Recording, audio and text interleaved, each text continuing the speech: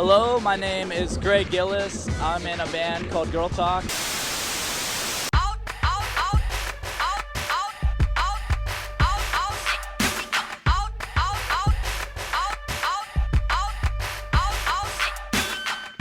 Greg Gillis, better known as Girl Talk, splices up pop songs into small parts, sampling a drum hit here and a guitar riff there, sometimes as little as a fraction of a second. He then reassembles these pieces to create completely new songs.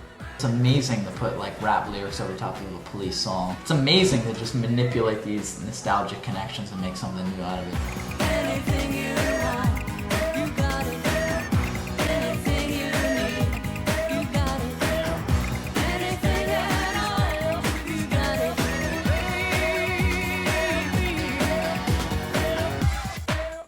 When Greg performs live, his only instrument is a laptop.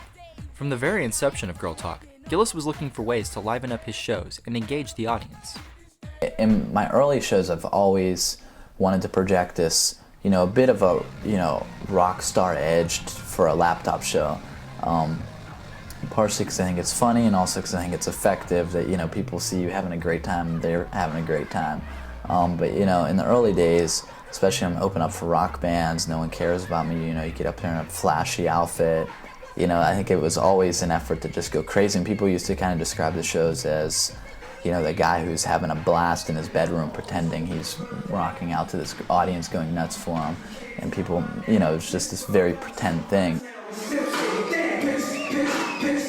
With the release of his critically acclaimed album Night Ripper in 2006, Girl Talk saw his popularity explode. Suddenly he was no longer struggling for an audience. The stage show and the mentalities stayed the same, but now I'm doing it and it's a reality, It's just I'm getting up there and going crazy and pretending like I'm king of the world, yet there's, a sold out crowd there to say that I'm the king of this particular small world, and people are just gonna go nuts with me, and I'm not even the one going the craziest anymore. I'm like the subdued one compared to the audience. As the crowds have grown, so too have the concert antics escalated. Girl Talk shows have earned a reputation for wild, energetic, and unpredictable crowd behavior, where pretty much anything goes.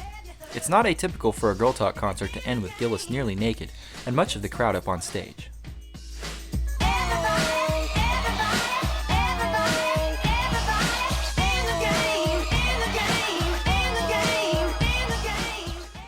The term to describe what's going on here is collective effervescence.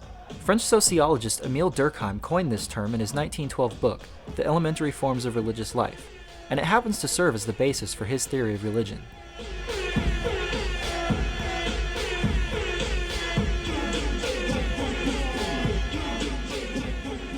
Durkheim contends that people separate the elements of society into two categories, sacred and profane. According to him, religion is a system of beliefs relative to the sacred things. Sacred and profane do not necessarily equate to good and evil. Rather, sacred refers to the interests of the group as a whole, and profane refers to the mundane routines, tasks, and concerns that plague individuals in their normal lives. When a group of people converge for a sacred purpose, either religious or otherwise, what often occurs is the experience of a unique energy, Durkheim's collective effervescence. Anthropologist Victor Turner had another name for this phenomenon, communitas, meaning spirit of the community. When collective effervescence occurs, individuals lose concern for themselves and instead become one with the group, powered by a collective energy and consciousness. This results in members of the group transcending the profane aspects of everyday life and engaging in intense, outlandish behavior. We got people to meet in many places to see. Hey.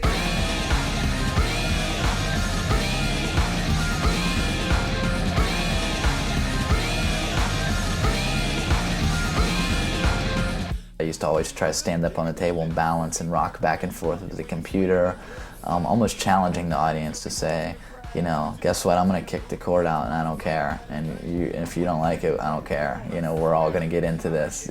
This is not in control. And that's the way it is, I don't even try to play that out. I want it to be reality, that at any moment I could just break this computer and it's going to be over. Collective effervescence can be observed in several ways, beyond the obvious display of raw energy that permeates the room at any Girl Talk show. Gillis often cues up snippets of lyrics that invite a collective chanting. Most of these sing-alongs are relatively tame.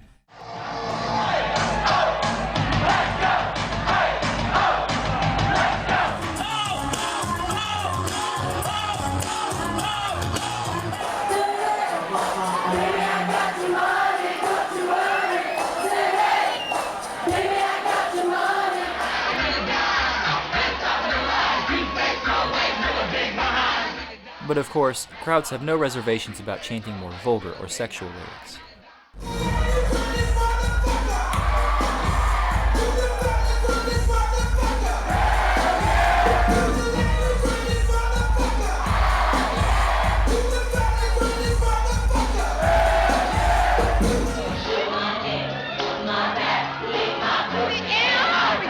You know, I sample a lot of traditional dance music and hip-hop music, so there's a lot of sexual content. So I think that's awesome, you know, I think the music's very sexual, you know, to me. I don't really intend it to be that way, it's just, you know, what I like to sample. I think it's a great manifestation of the energy of the music. As the ringleader of this mayhem, Gillis has to be in tune with the audience, queuing up the right sample at the right moment and for the appropriate length of time.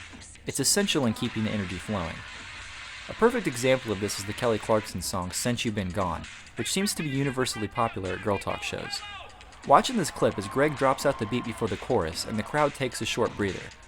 Then, right as the chorus kicks in, the audience begins to sing and bounce together as one collective mass.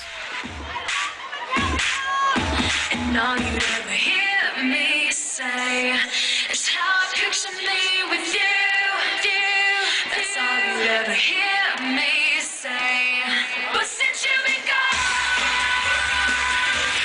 I can't breathe for the first time. And this is hardly an isolated incident. People love them some Kelly Clarkson. That's all you'd ever hear me say. But since you've been gone, hear me say. But since you've been gone. Gillis also never fails to play the part of hype man, often grabbing the mic and stoking the energy of his crowd.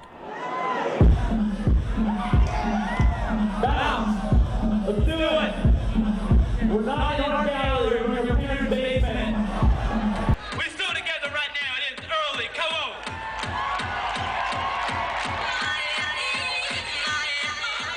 Turn to your side, turn around, look beside you, groove with that person for a second. You don't gotta look forward. I don't mind if you look forward, but please look to your side, turn around, get down with that person right now. It has become a staple of girl talk shows for the crowd to join Greg on stage, and the sense of connection and camaraderie this creates is palpable. Someone attending their first girl talk concert might be surprised to find that getting on stage is not a cutthroat affair. People are very helpful in pulling others up to join them, even when the stage is clearly packed. It's interesting to note that this particular example of collective effervescence transcends the time period of a single concert. Dancing on stage initially only happened on rare occasions, but once videos of the crowd hopping on stage were shared on YouTube, people began wanting to experience that at their own show. And now it's not only a regular occurrence, it's expected.